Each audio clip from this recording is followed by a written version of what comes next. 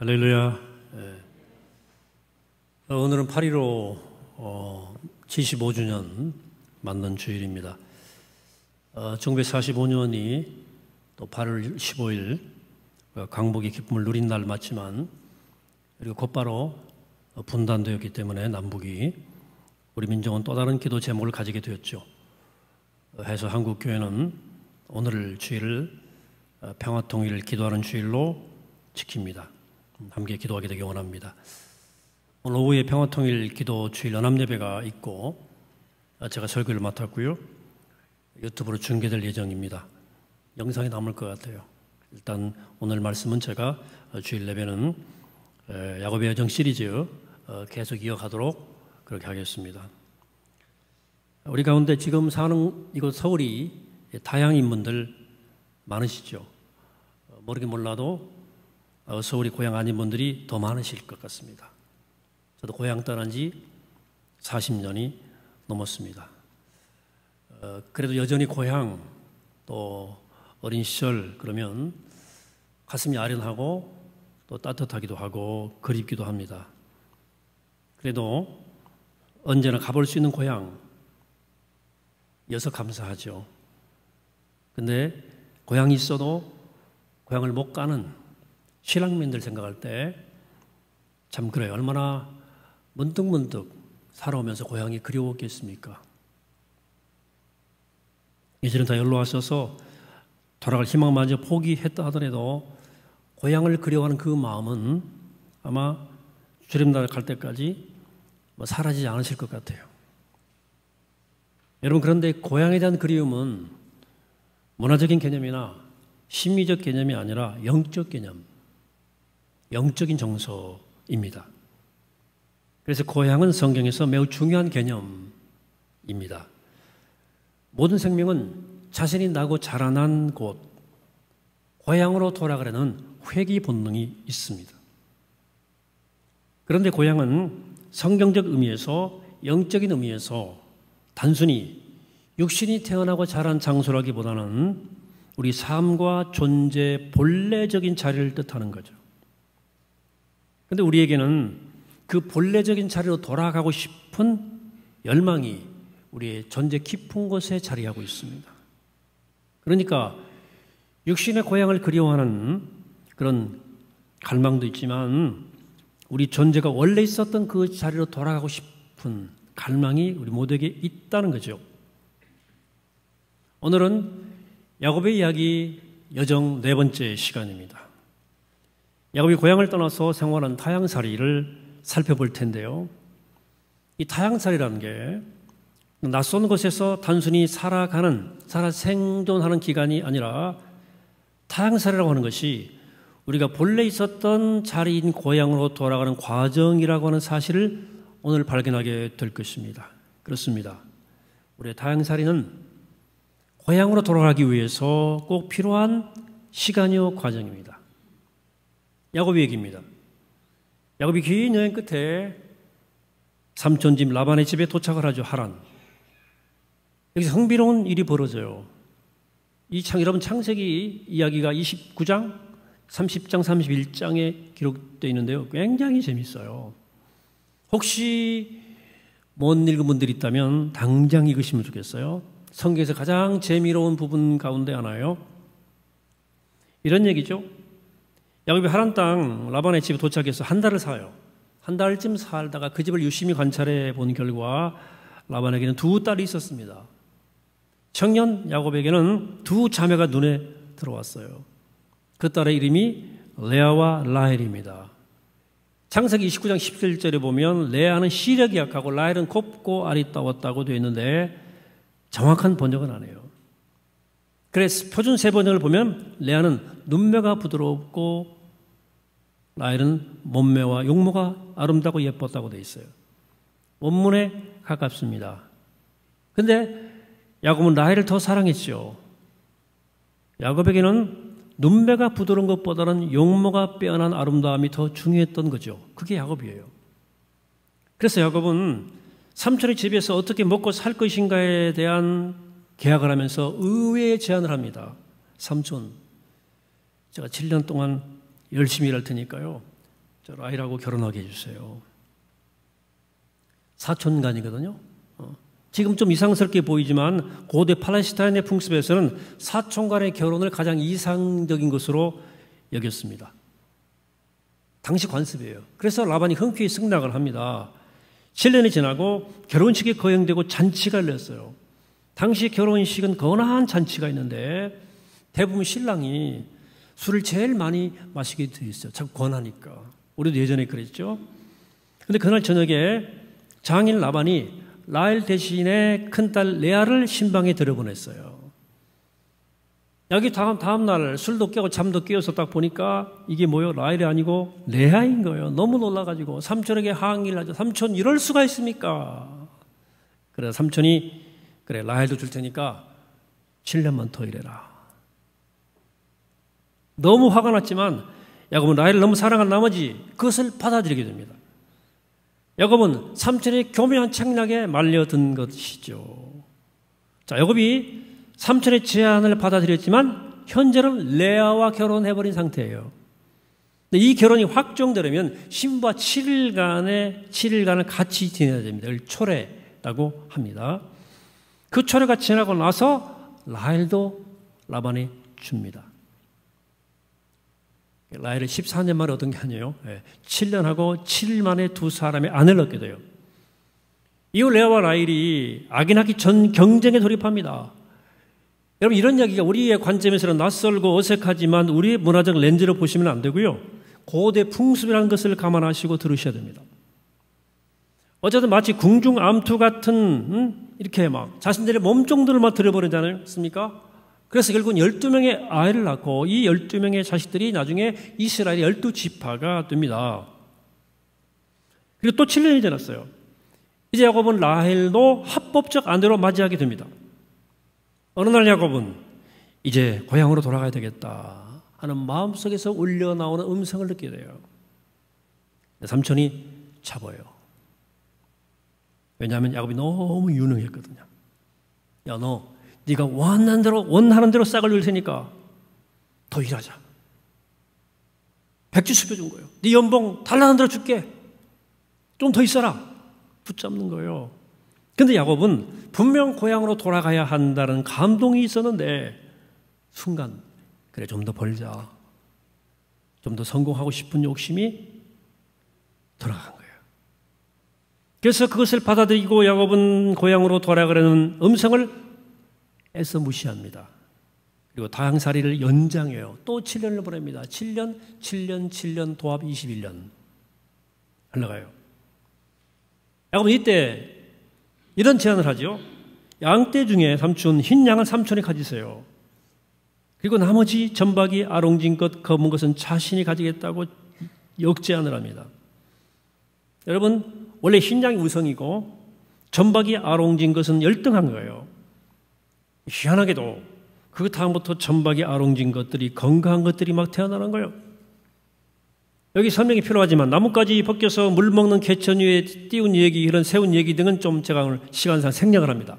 어쨌든 이상스럽게도 열등했던 것들이 우월해지고 그것들이 많은 새끼를 낳아서 야곱은 어마어마한 돈을 벌고 돈 많은 버는 맛에 취해서 살게 되었습니다. 돈방석이에요. 그러던 어느 날 또다시 주님의 음성을 듣게 됩니다. 야곱아, 너 이제 이 땅을 떠나라. 네 조상의 땅, 내 고향으로 돌아가라.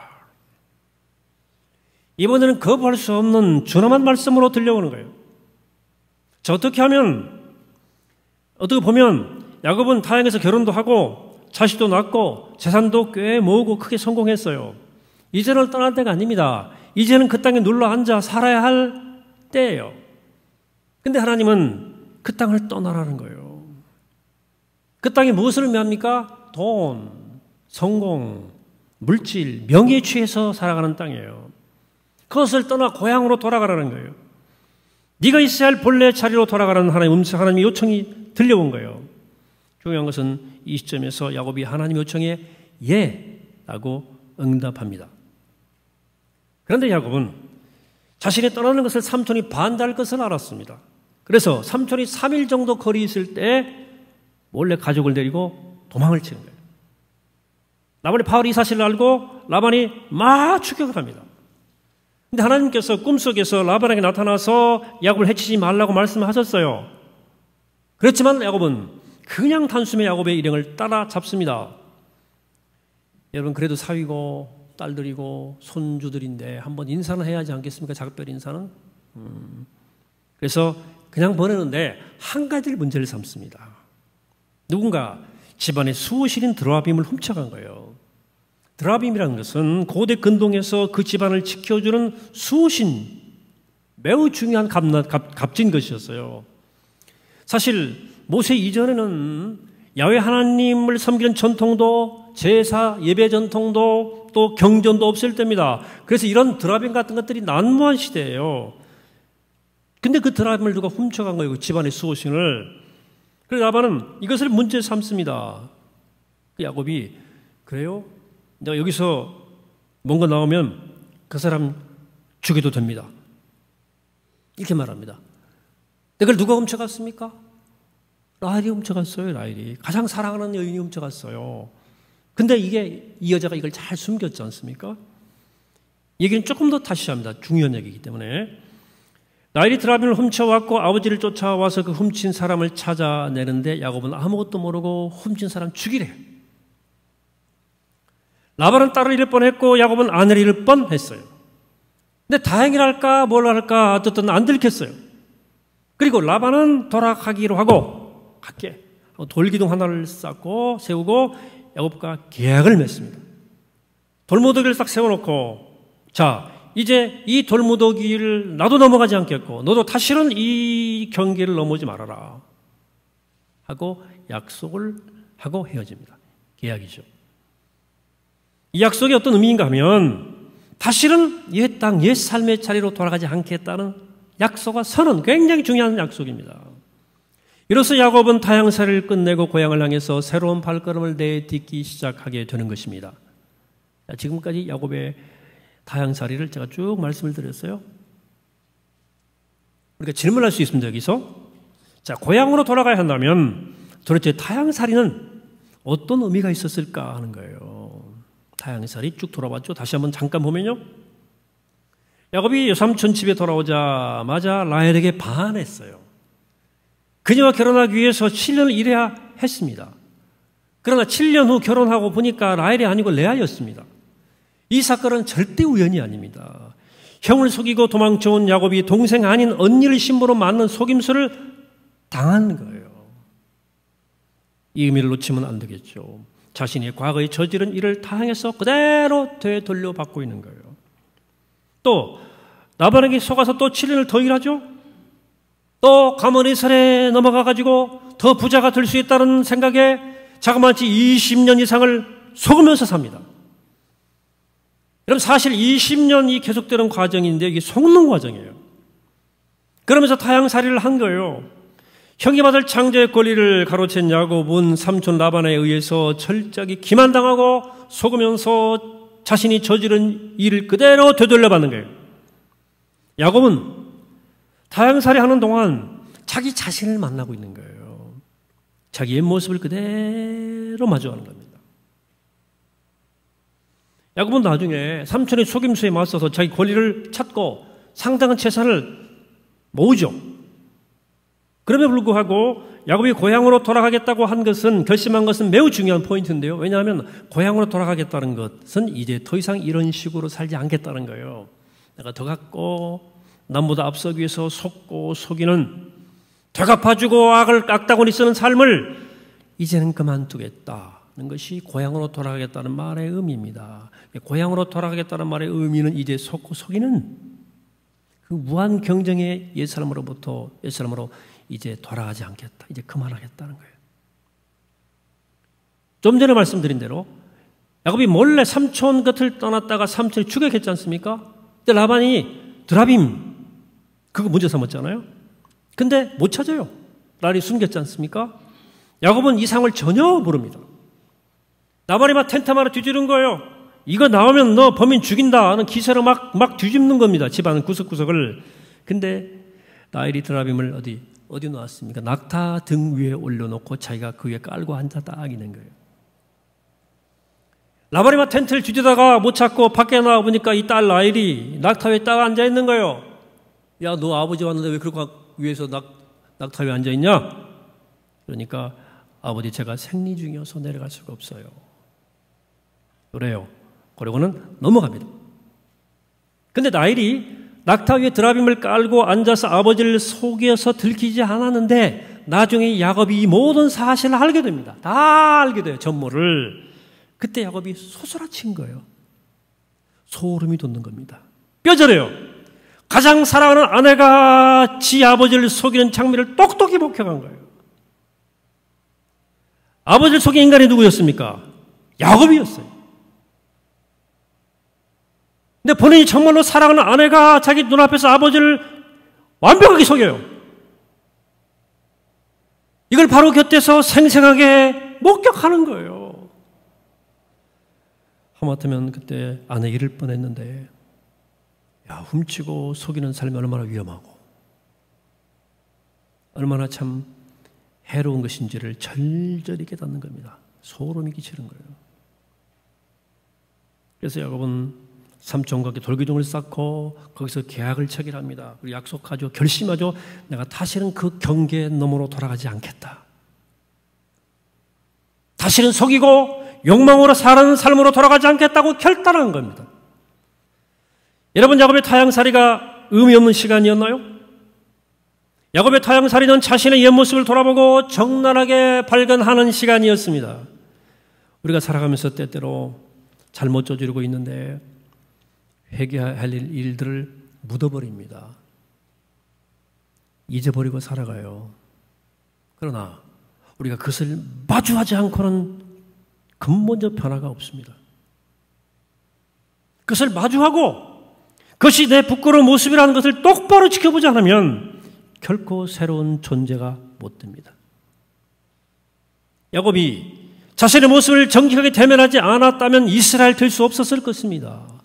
그러므로 타향살이는 야곱이 이스라엘 되는데 반드시 필요한 기간이었습니다. 만약에 타향살이가 없었더라면 야곱은 자신의 본래 자리가 어딘지 고향 이런 거 관심 안 했을 겁니다.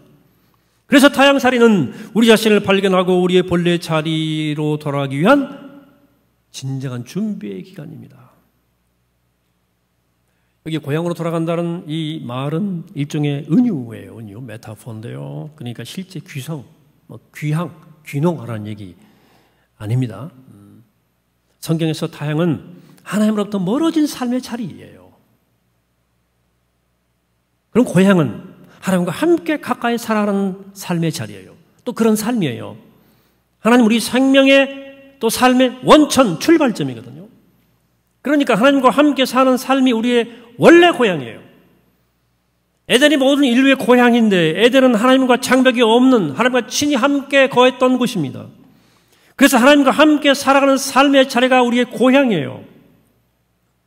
근데 우리가 어쩌면 하나님과 늘 일정한 거리를 두고 살아가요.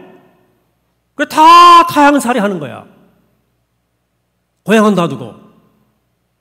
자, 그러면 이 타향살이 하는 동안 우리가 무엇을 해야 할까? 어떻게 살아야 할까? 오늘 야곱 이야기 속에 답이 있습니다. 타향살을 하며 우리가 해야 할 일 첫 번째, 타향살을 하며 고난이 찾아올 때 그것으로 거울을 보듯이 내 자신을 비춰보라는 거예요. 내가 고난 가운데 보이는 나의 반응 있죠. 실망, 분노, 절망감 이런 것들, 좌절, 그 속에 내 모습이 적나라하게 들어있어요. 편안하게 있을 때 내 모습보다도 고난 중에 있을 때 내 모습이 진짜 나예요. 자존심, 고집, 교만, 속임수, 열등감, 감춰진 욕망의 그림자가 내가 마주하는 거죠. 여러분, 그러면 어떤 종류의 고난이든 의미 없이 보내는 것은 어리석은 일이에요. 그것은 우리가 이 타향살이 하는 동안에 우리의 어려움은 하나님이 나 자신을 바라보라고 주신 거울이에요. 거울입니다. 그래서 우리가 고난 중에 남을 원망하지 말아야 할 이유가 여기 있는 거예요. 거기 내가 내 모습 보이는데 누굴 원망해요? 여러분, 고난이 있을 때마다 나를 돌아봐야 됩니다. 그래야 그 고난이 의미가 있어요. 이게 야곱이 이야기해 주는 교훈입니다. 우리가 타향살이 할 때 해야 할 일 두 번째는 내가 태어난 고향으로 돌아가라는 말을 끝없이 들어야 됩니다. 야곱에게 그랬듯이 우리에게도 하나님이 계속 말씀하셔요. 근데 우리의 주 관심사가 딴 데 있기 때문에 야곱처럼 고향으로 돌아가라는 음성을 계속 외면하거나 못 듣습니다. 그러니까 그 음성이 들려오는 그 음성을 계속 귀를 기울이다 보면 그 음성을 거부할 수 없을 때가 와요. 고향으로 돌아가라는 그 음성을 도저히 거부할 수 없을 때 고향으로 돌아가야 돼요. 우리가 타향살이 하면서 해야 할 일 세 번째는 훔치고 속이는 옛삶으로 다시는 돌아가지 않겠다고 결심해야 됩니다. 우리 가운데 사실 누가 훔치고 대놓고 속이는 사람이 있겠어요? 누가 어젯밤 와가지고 옥수수 훔쳐갔나요? 그대로 있죠? 예. 예, 확인해 주세요. 예. 누가 훔쳐가겠어요? 그러나 우리 마음 깊은 곳에서 내가 나를 속이잖아요. 내가 사랑하는 사람을 속이잖아요. 기만하잖아요. 가장 가까운 관계에 있는 사람 속에서 은밀히 훔치고 속이는 사람을 살 때가 많잖아요. 그런 옛자리로 돌아가지 않겠다는 결단, 돌기둥을 세우고 하나님 앞에 약속하는 겁니다. 그런데 이렇게 돌기둥을 세우고 하나님 앞에 약속하는 행위가 바로 예배예요. 그러니까 우리가 예배 자리에 나오는 것은 야곱이 돌기둥을 세우고 다시는 옛 삶으로 돌아가지 않겠다고 결심하는 것과 똑같은 거예요. 예배는 지금까지 내가 살아온 삶으로 절대 돌아가지 않고 주님 주시는 말씀을 따라 새 삶을 향해서 살겠다는 결단의 시간입니다. 그래서 타향살이에서는 예배하는 삶이 반드시 필요합니다. 말씀을 정리합니다. 제가 좋아하는 신세아 부조라고 하는 성공의 여성 사제가 있습니다. 이분이 쓴 책에서 이런 말을 했어요. 우리가 절망에 빠지는 것은 외부의 절망적인 여건 때문이 아니라 우리가 우리 내면의 가장 깊은 것과 연결되어 사는 법을 알지 못하기 때문이다. 절대로 가벼운 말도 쉬운 말도 아닙니다. 우리가 살면서 분노하고 실망하는 것은 내 삶의 환경 때문이 아니라 내가 내 안에 있는 깊은 곳과 연결되어 사는 법을 모르기 때문이라는 거예요. 저는 이 말에 공감합니다. 그는 계속해서 말합니다. 하나님은 내면의 가장 깊은 곳에 계시는데 그것을 흔히 영혼이라고 부른다.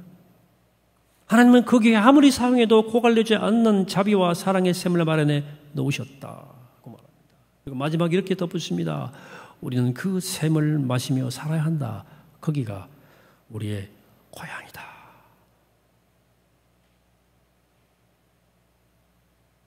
여러분, 여러분들에게 고향으로 돌아가자고 말씀을 드렸습니다. 이 말은 하나님이 계신 진짜 우리 내면의 고향, 깊은 곳, 영혼, 사랑과 자비의 샘이 있는 그곳으로 돌아가자는 거예요. 여러분, 어려움이 있을 때, 정말 견디기 어려운 일이 있을 때, 그때 우리가 해야 할 일이 뭐예요? 고향으로 돌아가라는 거예요. 고향으로 돌아가는 신호 아닙니까? 우리 내면에 계신 하나님이 계신 그곳으로 돌아가서 사랑의 샘, 자비의 샘을 마시면서 사랑의 힘, 자비의 힘으로 살아가야 하는 거예요. 이게 우리가 타향살이 하는 동안에 우리가 해야 할 일이 이것입니다. 우리 내면의 가장 깊은 것과 연결되어 사는 것. 지금 코로나19 상황은 바로 우리의 본래 자리, 이 고향으로 돌아가라는 하늘의 신호입니다. 저는 그것이 기도하는 삶, 묵상하는 삶, 예배하는 삶이라고 믿습니다. 여러분들 기도하고 묵상하고 예배하는 일은 우리의 삶의 가장 깊은 곳으로 근본으로 돌아가는 거예요. 그렇게 되면 우리 삶의 어려움 가운데서도 내 자신을 끝없이 비춰볼 수가 있어요. 거울이기 때문에. 그 내 본래 자리의 고향으로 이끄시는 주님의 음성을 끝없이 들을 수 있어요. 또 날마다 다시는 옛삶의 자리로 돌아가지 않겠다고 하는 결단을 할 수 있는 것입니다.